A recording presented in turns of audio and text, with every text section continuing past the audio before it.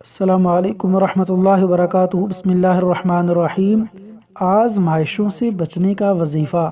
نبی کریم صلی اللہ علیہ وسلم یہ دعا کرتے تھے: اعوذ باللہ من درک الشقاء وشماتۃ الاعداء، اعوذ باللہ من درک الشقاء وشماتۃ الاعداء وسوء القضاء وجهد البلاء، وسوء القضاء وجهد البلاء۔ ترجمہ: اے اللہ، میں تیری پناہ مانگتا ہوں بدبختی سے اور دشمنوں کے ہنسی اڑانے سے، بری تقدیر سے اور بڑی مصیبت سے جس کا میں دفاع نہ کر سکوں۔ صحیح بخاری حدیث نمبر 6616۔ اللہ تعالیٰ عمل کرنے کی توفیق عطا فرمائے، آمین یا رب العالمین۔